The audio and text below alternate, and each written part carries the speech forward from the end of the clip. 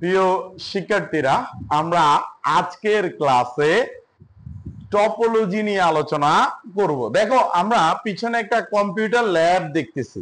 আমাদের মনে কি কখনো প্রশ্ন আসছে যে আমরা এই যে কম্পিউটার ল্যাবে যে আমরা কম্পিউটার গুলোর ভিতর যে নেটওয়ার্ক ইউজ করি, এটা কিভাবে ইউজ করা হয়, এটা নিয়ে কি কখনো আমরা চিন্তা করছি?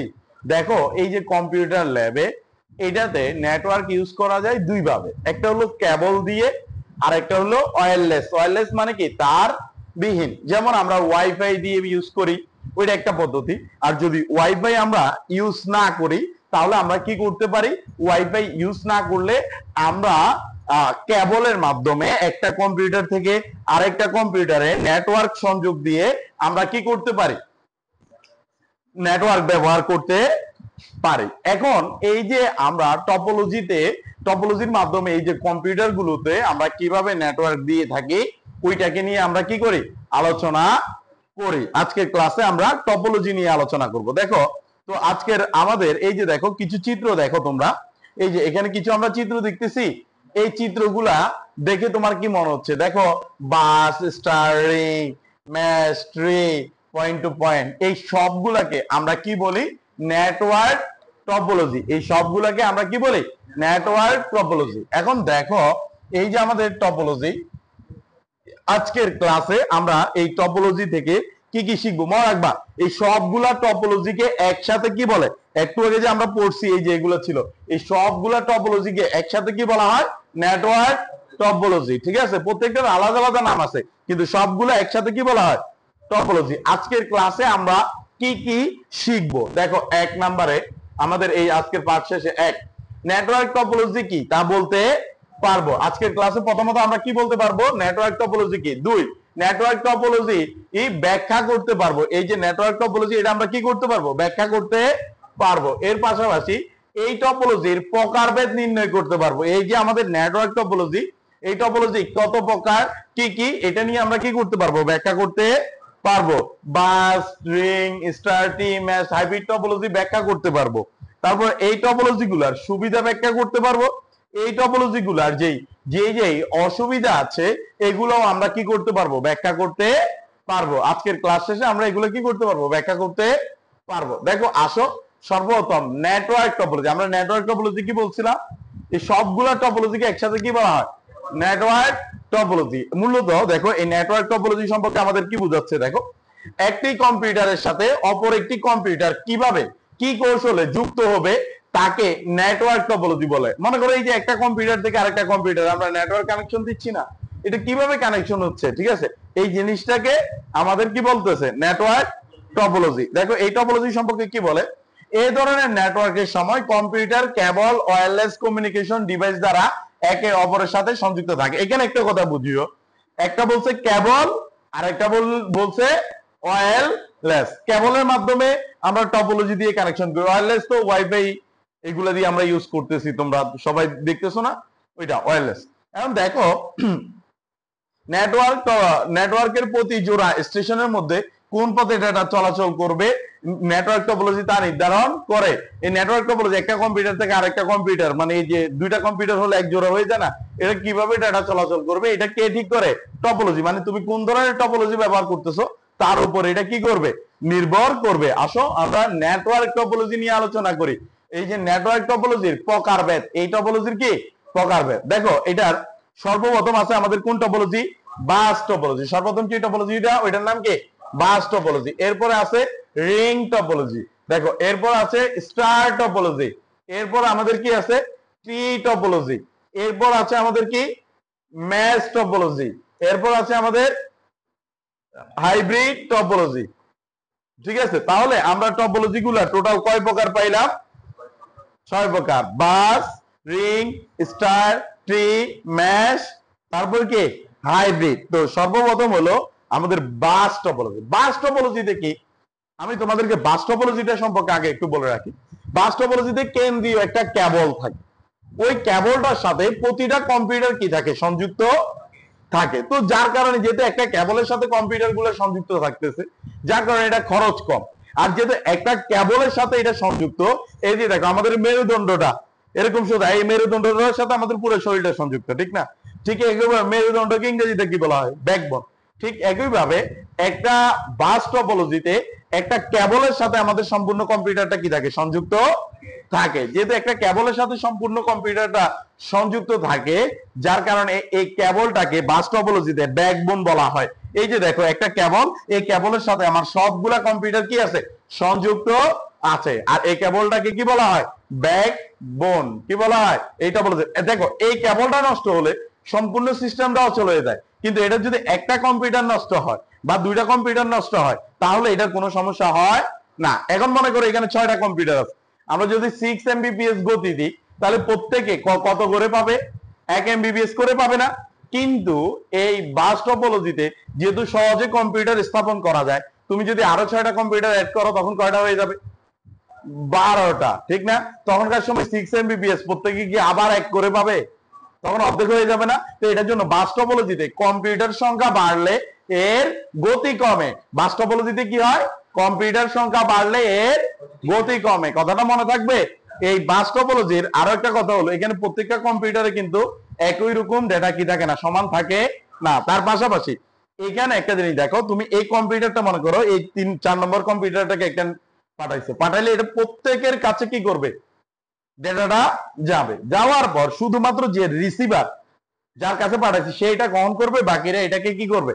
ট্যাগ করবে। এটা বাস টপোলজি।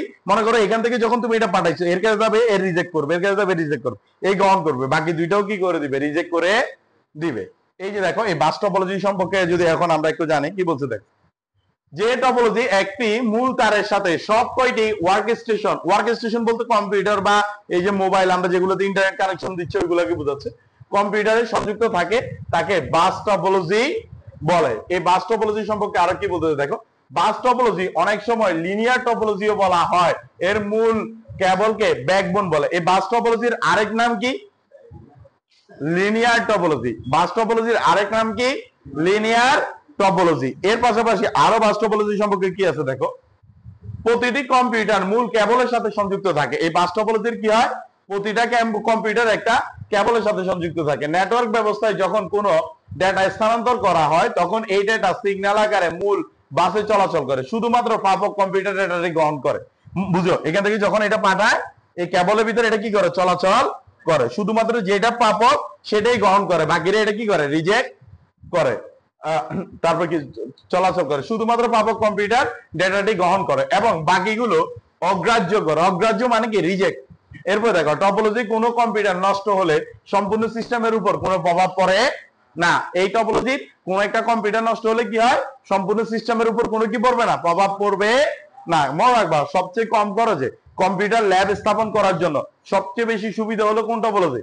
Bus topology. এই বাস টপোলজির সুবিধা কি কি দেখো, 1 নাম্বার সুবিধা দেখো, এই টপোলজি সহজ সরল। এটা আসলে তো সহজ সরল। দেখো একটা কেবলের সাথে কম্পিউটার গুলো সংযুক্ত, ঠিক না? তো যার কারণে এই বাস টপোলজির 1 নম্বর কথা কি, এই বাস টপোলজি সহজ সরল, আমাদের লরেন্সের মতো।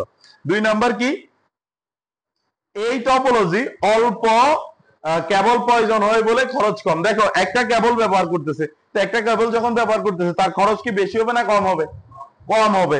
এর পাশাপাশি আরো কি আছে দেখো, এই টপোলজির কোন একটি কম্পিউটার নষ্ট হলে সিস্টেমের উপর কোনো প্রভাব পড়ে না। মানে এটা যদি কোন একটা কম্পিউটার নষ্ট হয়, মানে এখানে যদি তোমার কোন একটা কম্পিউটার নষ্ট হয়, তাহলে সিস্টেম মানে পুরোটার উপর কি পড়তেছে না, কোনো প্রভাব পড়ে না। এর পাশাপাশি কি দেখো, নতুন কম্পিউটার সংযোগ প্রয়োজন হলে মূল কেবলের সাথে সংযোগ দিলেই চলে, সিস্টেমের পরিবর্তনের প্রয়োজন হয় না। এতে অতিরিক্ত খরচ বেঁচে যায়। মানে বুঝো, এই যে আমাদের স্টার রিং টপোলজি আছে না, ওইখানে যদি তুমি নতুন করে একটা কম্পিউটার স্থাপন করতে চাও, তাহলে কি করতে হবে? সম্পূর্ণ টপোলজিটাকে আবার পরিবর্তন করতে হয়। তো এটা তো অনেক খরচ, অনেক সময়ের ব্যাপার না? কিন্তু এই বাস টপোলজিতে আমাদের কি এমনটা হয় না। এরপরে কি বলছে দেখো, প্রয়োজনীয় রিপিটার ব্যবহার করে এই নেটওয়ার্ক সম্প্রচারণ করা যায়। তুমি চাইলে তোমার প্রয়োজনে কি করতে পারবা, এটা রিপিটার ইউজ করে এটা কি করতে পারবা, কম্পিউটার নেটওয়ার্ক সম্প্রচার করা যাবে। দেখো এই টপোলজির কিছু অসুবিধা আছে। এই টপোলজির কি আছে? কিছু অসুবিধা। এই টপোলজির অসুবিধাগুলো কি কি দেখো, 1, বাস টপোলজির ডেটা চলাচলের গতি কম। এটা যদি একটা কেবলের মাধ্যমে চলতেছে, অবশ্যই এটার কি হবে?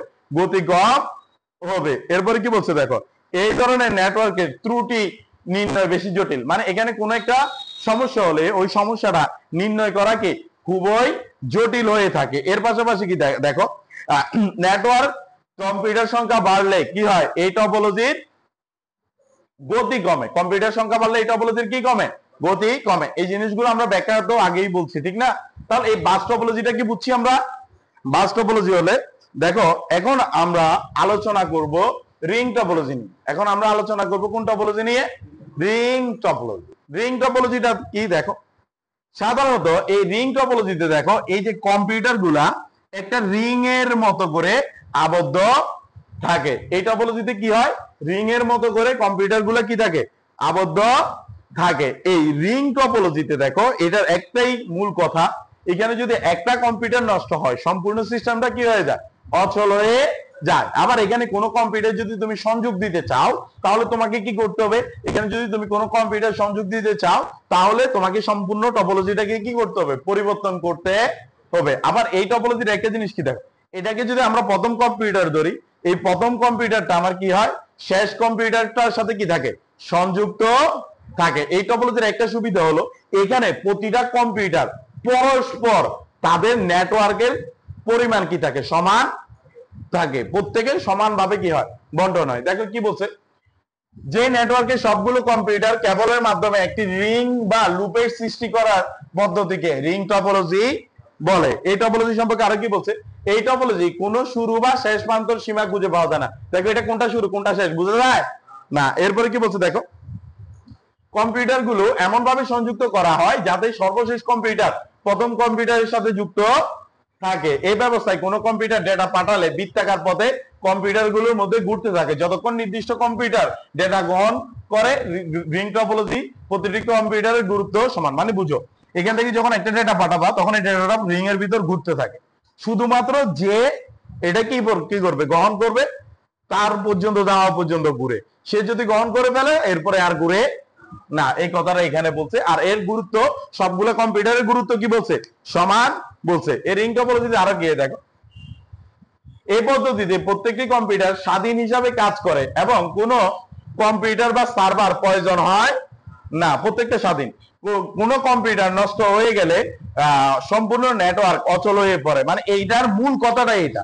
এখানে যদি তোমার একটা কম্পিউটার নষ্ট হয় সম্পূর্ণ সিস্টেমটা কি হয়ে যাবে, অচল হয়ে যাবে। যেরকম এটা থেকে বোর্ড পরীক্ষা এইভাবে আসে, যে বলে এক্স কলেজে একদিন দেখা গেল কোন কম্পিউটারে নেটওয়ার্ক কাজ করছিল না, পরবর্তীতে অনুসন্ধানে জানা যায় মাত্র একটি কম্পিউটার নষ্ট হয় এমনটি ঘটেছে। গরু গো বা গোড়াগতে প্রশ্ন দেয়, বলবো যে এটি কোন টপোলজি বা কোন নেটওয়ার্ক ব্যবহার করার কারণে এমন হয়েছে। উত্তর কি, নেটওয়ার্ক টপোলজির বলতে আমাদের কোন টপোলজি, রিং টপোলজি। বুঝতে পারছি?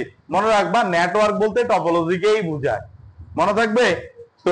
এখানে এই মূল কথাটা হলো এটা, নতুন কম্পিউটার সংযোগ দেওয়ার প্রয়োজন হলে পূর্বের সিস্টেম ভেঙে নতুন ভাবে তৈরি করতে হয়। দেখো এই টপোলজির আমাদের সুবিধা কি কি, এই রিং টপোলজির সুবিধাটা, এক নম্বর সুবিধা হলো এই টপোলজি কেন্দ্রীয় কম্পিউটার বা সার্ভারের প্রয়োজন হয় না। এই টপোলজির কোনো কেন্দ্রীয় কম্পিউটার মানে কি কম্পিউটার বা সার্ভারের কি হবে না, প্রয়োজন হবে না, এক। তারপর দুই নম্বর কি, এই নেটওয়ার্ক কম্পিউটার সংখ্যা বাড়লেও এর দক্ষতা খুব বেশি প্রভাবিত হয় না। দেখো এই দুইটা হলো সুবিধা। এর অসুবিধা কি কি, রিং টপোলজির অসুবিধা দেখো, এই টপোলজির এক নম্বর অসুবিধা হলো এই টপোলজিতে কোনো কম্পিউটার নষ্ট হয়ে গেলে সম্পূর্ণ সিস্টেম কি হয়ে যায়, অচল হয়ে যায়, এক। তারপর দুই নম্বর কি, নতুন কম্পিউটার সংখ্যা সংযোগ দেওয়ার প্রয়োজন হলে পূর্ব সিস্টেম ভেঙে নতুন ভাবে তৈরি করতে হয়। এর পাশাপাশি আরো কি বলছে দেখো, কম্পিউটার সংখ্যা বাড়লে ডেটা পারাপারের সময় বেড়ে যায়। একটা জিনিস বুঝো,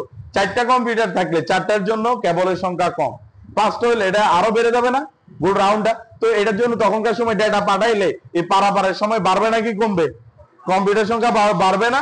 এটা হলো কি এই রিং টপোলজির অসুবিধা।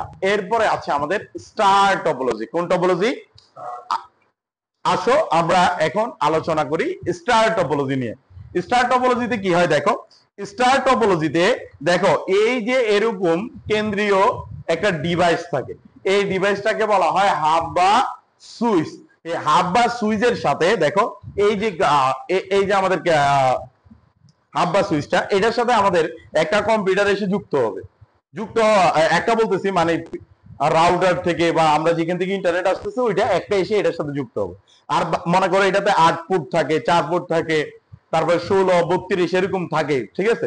তুমি যত বেশি এটা ধারণ ক্ষমতা বেশি নিবা এই কেন্দ্রীয় ডিভাইসটা, তত বেশি তুমি কম্পিউটার এটাতে কি করতে পারবে, অ্যাড করতে পারবে। যেরকম এটা 8 পোর্টের একটা, দেখো এখানে একটা জিনিস দেখো, একটা এসে যুক্ত হবে না, বাকি 7টা কম্পিউটার এটা থেকে তুমি কি করতে পারবা, ইন্টারনেট কানেকশন দিতে পারবা। তুমি যদি 16টা নাও তাহলেও সেম এরকম একই কাজ, একটা কানেকশনে অ্যাড হবে, বাকিগুলো কি হবে, অ্যাড হবে। এই যে দেখো, এই যে এই টপোলজির এই যে দেখো এই হাবটা দেখছো, এই হাবের সাথে আমাদের কি হয় দেখো, আমাদের চলে আসছে এই হাবের সাথে আমাদের এই সবগুলা কম্পিউটার কি থাকে, সংযুক্ত থাকে। এটার জন্য কেন্দ্রীয় ডিভাইস দ্বারা নিয়ন্ত্রিত। এই টপোলজির একটা বিষয় হলো, যদি এই কম্পিউটারটা নষ্ট হয় তাহলে সম্পূর্ণ সিস্টেমটা কি, কম্পিউটারটা বলতেছি, এই হাবটা যদি নষ্ট হয় তাহলে সম্পূর্ণ সিস্টেমটা কি হয়ে যায়, অচল হয়ে যায়। কিন্তু এই টপোলজি তুমি কেবলের মাধ্যমে সবগুলো কম্পিউটার কি করতে পারবা, অটোমেটিক সংযোগ দিয়ে দিতে পারবা। এটাতে একটা দুইটা কম্পিউটার নষ্ট হলে কোনো সিস্টেমের উপর কোনো প্রভাব পড়ে না। এই টপোলজিও প্রত্যেকটা কম্পিউটার মোটামুটি কি পায়, সমানভাবে নেটওয়ার্ক পায়। এখন দেখো এই টপোলজি সম্পর্কে আমাদের কি বলছে, হাব নেটওয়ার্কের সবগুলো, যে নেটওয়ার্কে সবগুলো কম্পিউটার একটি কেন্দ্রীয় জাংশন হাব বা সুইচ থেকে সংযোগ দেওয়া হয় তাকে স্টার টপোলজি বলে। দেখছো এটা থেকে সংযোগ দিচ্ছে না, এই কথাটা বলছে। এরপরে কি বলে দেখো, এই টপোলজি হাব বা সুইচের মাধ্যমে অনেকগুলো কম্পিউটার সংযুক্ত থাকে। এই হাবই ডেটা চলাচল নিয়ন্ত্রণ করে। এক কম্পিউটার থেকে অন্য কম্পিউটার ডেটা স্থানান্তরের জন্য প্রথমে হাব ডেটা গ্রহণ করে এবং পরে হাব ডেটা গ্রহণকারী কম্পিউটারে ডেটা পাঠিয়ে দেয়। মানে তুমি এখান থেকে মনে করো এই কম্পিউটারটা এই কম্পিউটারটাকে একটা মেসেজ পাঠাচ্ছে ডেটা, তখন এটা যখন পাঠাবে এটা আগে হাবে গ্রহণ করবে। হাবে গ্রহণ করার পর আগের মতো সবার কাছে পাঠাবে না, শুধু যার কাছে যাবে তার কাছে ডেটাটা কি করবে, পাঠায় দেয়। এরপরে কি বলছে দেখো, হাবের ক্ষমতা বেশি হলে নেটওয়ার্ক তত সংখ্যক সংযোগ দেওয়া যাবে। আমি বললাম না, এটার ক্ষমতা যত বেশি হবে তত তুমি বেশি কি করতে পারবা, কম্পিউটার সংযোগ দিতে পারবা।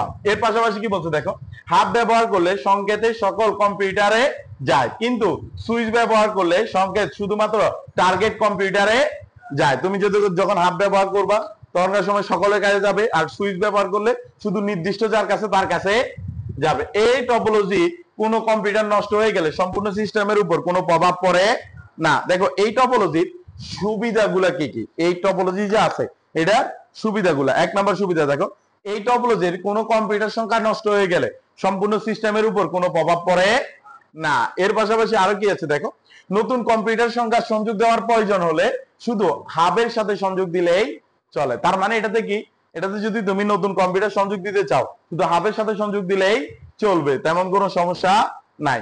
এই টপোলজি দেখো, এই টপোলজি কেন্দ্রীয়ভাবে নিয়ন্ত্রণ করা যায় বলে সমস্যা সহজে নির্ণয় করা যায়।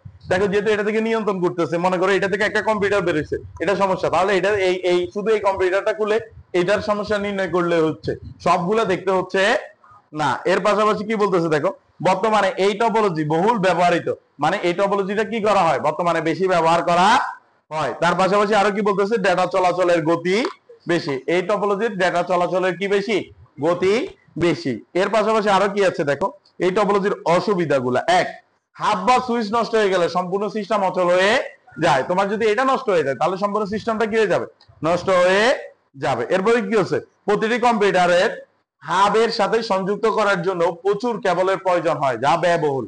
যেহেতু এটাতে দেখো প্রত্যেকটাতে কি কেবল অ্যাড করা লাগতেছে, এটা অনেক টাকা যাচ্ছে না, যা এটা কি ব্যয় বহুল। এর পাশাপাশি আরো, এখন দেখো এই আমরা কি স্টার টপোলজির কয়টা অসুবিধা, 2টা, এটা কি বুঝছি।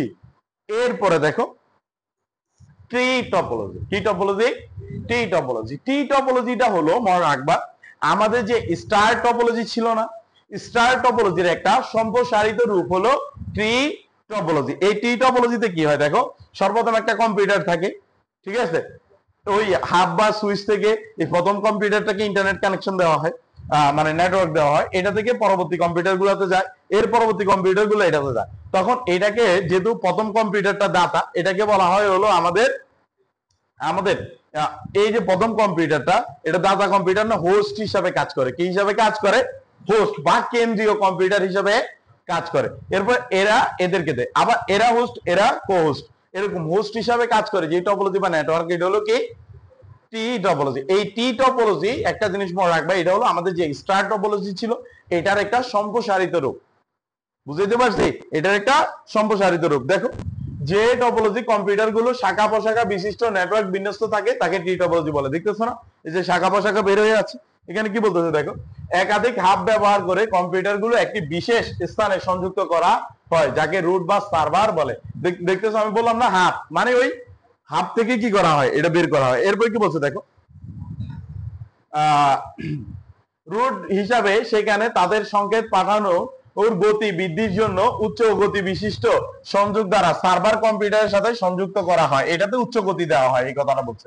মূলত স্টার টপোলজি সম্প্রসারিত নেটওয়ার্ক কি হলো টি টপোলজি। টি টপোলজি এক বা একাধিক স্তরের কম্পিউটার হোস্ট কম্পিউটারের সাথে সংযুক্ত থাকে। এটাতে এক বা একাধিক স্তরের কম্পিউটার কি থাকে, আমাদের হোস্ট কম্পিউটারের সাথে কি থাকে, সংযুক্ত থাকে। এরপরে আরো কি বলছে দেখো, হোস্ট হিসাবে সুইচ বা হাব ব্যবহার করা হয়, এটা মূল ক্লায়েন্ট সার্ভার নেটওয়ার্কের জন্য ব্যবহৃত হয়, মানে এটা ক্লায়েন্টের জন্য ব্যবহার করা হয়। বিশ্ববিদ্যালয় বা কলেজের জন্য এটা উন্নত, তবে খরচ বেশি। তার মানে বিশ্ববিদ্যালয় বা কলেজের জন্য কি এটা উন্নত, কিন্তু এটা কি বেশি, খরচ বেশি। এটা হলো কি টপোলজি, টি টপোলজি। টি টপোলজির পর আসো আমরা আলোচনা করি টি টপোলজির সুবিধা। এই টপোলজির আমাদের কি কি সুবিধা আছে? এই টপোলজির শাখা উপশাখা বেশি আছে বলে এটাকে কি করা যায়, সম্প্রচার করা সহজ। এটা সম্প্রচার করা কি সহজ। এরপরে কি বলছে দেখো, নতুন কোন নোট যুক্ত করা বা বাদ দেওয়া সহজ। এটাতে নতুন তুমি শাখা এড করাও সহজ, আবার কি বাদ দেওয়া সহজ। দেখো, অফিস ব্যবস্থাপনার জন্য এই নেটওয়ার্ক বেশি উপযোগী, মানে অফিসের জন্য এই নেটওয়ার্ক আমাদের কি বেশি উপযোগী হয়ে থাকে। এর পাশাপাশি কি বলছে দেখো, এর অসুবিধাগুলা, মূল কম্পিউটার নষ্ট হয়ে গেলে সম্পূর্ণ সিস্টেম অচল হয়ে যায়। ওই সর্বপ্রথম যে কম্পিউটারটা আছে না, এটাই যদি আমাদের কি হয়ে যায়, নষ্ট হয়ে যায়, তাহলে টি টপোলজিটা কি হয়ে যায়, নষ্ট হয়ে যায়। এই নেটওয়ার্কের গঠন প্রকৃতিটা কি জটিল। এই যে নেটওয়ার্ক আছে এটার আমাদের কি গঠন প্রকৃতি জটিল হয়ে থাকে। এরপরে দেখো ম্যাচ টপোলজি, আমরা এখন আলোচনা করব কোন টপোলজি নিয়ে, ম্যাচ টপোলজি। ম্যাচ টপোলজির মূল কথা কি, ম্যাচ টপোলজির মূল কথা হলো দেখো, এখানে যে কম্পিউটার গুলা আছে এই কম্পিউটার গুলা পরস্পরের সাথে সংযুক্ত থাকে যেই টপোলজি বা নেটওয়ার্কের মাধ্যমে, তাকে বলা হয় আমাদের ম্যাচ টপোলজি। এই ম্যাচ টপোলজির একটা বিশেষ সুবিধা হলো, এখানে যেহেতু প্রত্যেকটা কম্পিউটার প্রত্যেকটার সাথে কানেক্ট থাকে, দেখো পয়েন্ট টু পয়েন্ট, এই পয়েন্টটা এই পয়েন্টের সাথে কানেক্ট, এই পয়েন্টটা এই পয়েন্টের সাথে কানেক্ট। যখন ও একটা মেসেজ ওকে পাঠাইতে চাইতেছে, অন্য কোনো টপোলজিতে কিন্তু এই সুবিধা ছিল না। এই ম্যাচ টপোলজিতে এটা সরাসরি কি করে দিতে পারে, পাঠাই দিতে পারে। এটা হলো ম্যাচ টপোলজির কি আমাদের সুবিধা। কিন্তু এই ম্যাচ টপোলজিতে একটা জিনিস হয়, ওই জিনিসটা কি দেখো, এই ম্যাচ টপোলজি তুমি তো সহজে পাঠাই দিতে পারতেছো, কিন্তু দেখো এখানে প্রত্যেকটা কম্পিউটার প্রত্যেকটার সাথে সংযোগ দেওয়া লাগে না। এই প্রত্যেকটা কম্পিউটার সাথে সংযোগ দিতে গেলে এটার ইনস্টলেশন বা চালু করা, একটা জিনিস দেখো, তুমি একজন মানুষ 10 জন মানুষের মন রক্ষ করা কঠিন, কিন্তু একজন মানুষের মন রক্ষ করা কিন্তু কি সহজ। তো এটার জন্য প্রত্যেকটার সাথে কানেকশন দিতে গেলে কম্পিউটারে, তো ওই ক্ষেত্রে কানেকশন দেওয়াটা খুব কি হয়ে যায়, জটিল হয়ে যায়। বুঝতে পারছি? যার জন্য এই ম্যাচ টপোলজি আমাদের ইনস্টলেশন করা জটিল। এই ম্যাচ টপোলজির কি করা জটিল, ইনস্টলেশন করা জটিল। কি বলছে দেখো, যে নেটওয়ার্ক ব্যবস্থায় প্রতিটি ওয়ার্ক স্টেশন বলতে কম্পিউটারকে বোঝাচ্ছে, মানে যেখানে তুমি কাজ করো সাথে আলাদা আলাদা লিংক বাস থাকে, যে প্রতিটি ওয়ার্ক স্টেশন সরাসরি যে কোনো ওয়ার্ক স্টেশনের সাথে ডেটা আদান প্রদান করতে পারে, তাকে ম্যাচ বা পরস্পর সংযুক্ত নেটওয়ার্ক টপোলজি বলে। তার আরো কি বলছে দেখো, ম্যাচ টপোলজির ক্ষেত্রে নেটওয়ার্কের অধীনস্থ প্রতিটি কম্পিউটার অন্য কম্পিউটারের সাথে সরাসরি সংযুক্ত থাকে। এই যে প্রত্যেকের সাথে সরাসরি সংযুক্ত আছে না, এই ব্যবস্থায় প্রতিটি কম্পিউটার সরাসরি যে কোনো কম্পিউটার ডেটা আদান প্রদান করতে পারে। এই ধরনের নেটওয়ার্ক ভুক্ত কম্পিউটার গুলোর মধ্যে পারস্পরিক সংযোগকে পয়েন্ট টু পয়েন্ট লিংক বলে। এর ভিতর প্রত্যেকটার সাথে প্রত্যেকটা, এটার জন্য কি বলা হয়, পয়েন্ট টু পয়েন্ট লিংক। এটা কি বুঝছো? আমরা ম্যাচ টপোলজি থেকে একটা অঙ্ক আসে পরীক্ষায়, ম্যাচ টপোলজি থেকে একটা কি আসে পরীক্ষায়, অঙ্ক আসে। এখন দেখো এই ম্যাচ টপোলজি থেকে আমাদের পরীক্ষায় যে অঙ্কটা আসে সেটা কি দেখো, এই ম্যাথ টপোলজি থেকে আমাদের পরীক্ষায় অঙ্ক আসে কেমনটা দেখো, এই টপোলজিতে কয়টা কম্পিউটার কয়টা কেবল আছে দেখো তো, 1 2 3 4 5 6। দেখো এখানে 6টা কম্পিউটার, এখন কেবল কয়টা আছে, 6টা না। দেখো এই যেহেতু প্রত্যেকটা কম্পিউটার প্রত্যেকটার সাথে সংযুক্ত থাকে, তার জন্য তোমাকে এরকম বলবে ম্যাথ টপোলজিতে 4টি কম্পিউটার হলে কয়টি কেবল লাগবে, 6টি। এখন তুমি এখান থেকে না বুঝছো, কিন্তু এটা তোমাকে অঙ্ক করে বের করতে হবে। তখন এই কেবল নির্ণয়ের সূত্র কি, নির্ণয়ের সূত্র কেবল নির্ণয়ের সূত্র কি দেখো, ম্যাথ টপোলজির এই ম্যাথ টপোলজির cable equal to n into n minus 1/2। এইখানে n মানে হলো কম্পিউটার সংখ্যা, n মানে কি সংখ্যা, কম্পিউটার সংখ্যা। এখন তোমার এখানে কম্পিউটার কয়টা, 4টা। দেখো 4 ইন্টু 4 মাইনাস 1/2, 2 দুগুণা 4, আর 4 থেকে 1 বিয়োগ দিলে কত, 3, 2 ইন্টু 3 গুণ দিলে কত, 6। এই যে দেখো 6টা কেবল আসছে নাকি আসে নাই। তোমাকে বলবে ম্যাথ টপোলজিতে 10টি কম্পিউটারের জন্য কয়টি কেবল প্রয়োজন হবে, তখন তুমি করবা দেখো 10 ইন্টু 10 মাইনাস 1/2, 5 দুগুণা কত, 10, 5 ইন্টু 10 থেকে 1 বিয়োগ দিলে কত, 9, 5 নং কত, 45। তখন কয়টা কেবল প্রয়োজন হবে, 45টা কেবল প্রয়োজন হবে। তো তোমাকে যদি বলে ম্যাথ টপোলজিতে কয়টি কেবল প্রয়োজন হবে, 10টি কম্পিউটার, 15টি কম্পিউটার, 20টি কম্পিউটারের জন্য, পারবা নাকি পারবা না, পারবা। ম্যাথ টপোলজির কেবল নির্ণয়ের সূত্র কি, n ইনটু n মাইনাস 1/2, মনে থাকবে এটা। তো এটা ছিল আমাদের কোন টপোলজি, ম্যাথ টপোলজি। এই ম্যাথ টপোলজির সুবিধা কি দেখো, 1 নম্বর সুবিধা, কোন কম্পিউটার যে কোনো দুটি কম্পিউটারের মধ্যে দ্রুত ডেটা আদান প্রদান করা যায়, 1 নাম্বার।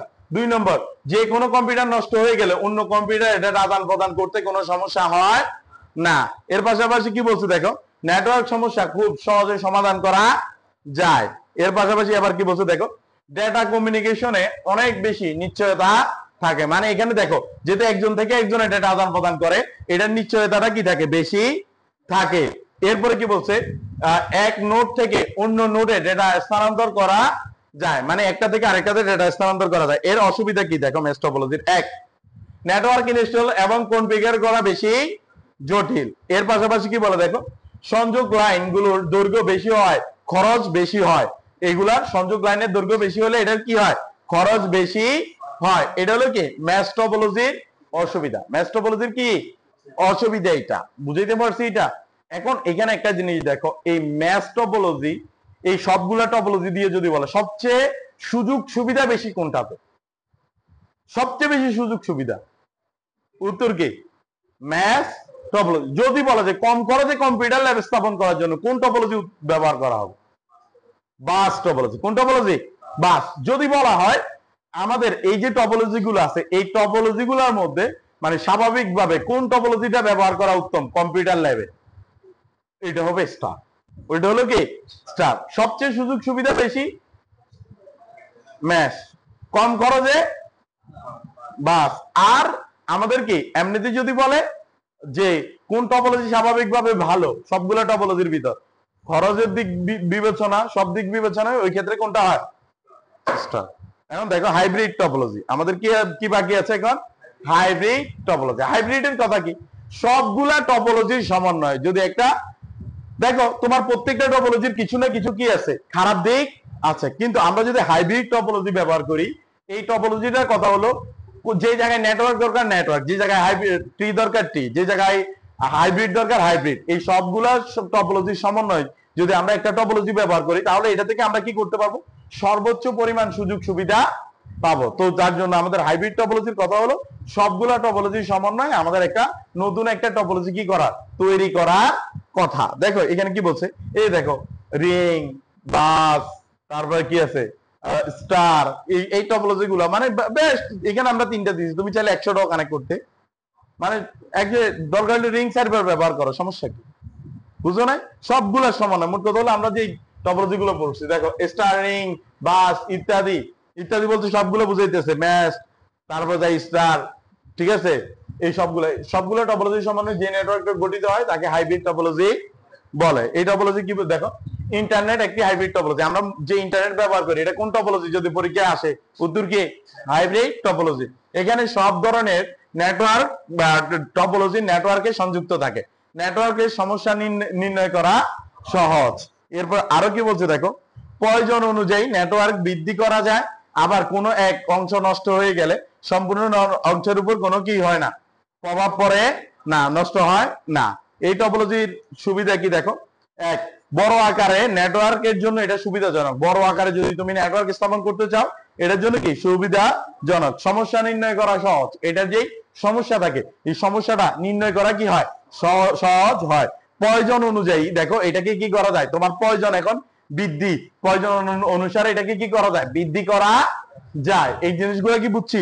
এই টপোলজির অসুবিধা দেখো, হাইব্রিড টপোলজির অসুবিধা, এক নাম্বার অসুবিধা হলো কোন এক অংশ নষ্ট হয়ে গেলে সম্পূর্ণ নেটওয়ার্কের অংশ বিশেষ কি হয়ে যায়, নষ্ট হয়ে যায়। এখানে যদি কোনো একটা অংশ নষ্ট হয় সম্পূর্ণটা কি হয়, নষ্ট হয়ে যায়। তারপরে ব্যবহৃত হাব সব সময় সচল রাখতে হয়। এখানে যে আমরা ব্যবহৃত হাব ব্যবহার করব তাকে জান, এটা জটিল এবং ব্যয়বহুল। এটা জটিল এবং কি ব্যয়বহুল। এটা ছিল আমাদের কি হাইব্রিড টপোলজি। আমরা কি সবগুলো জিনিস বুঝতে পারছি?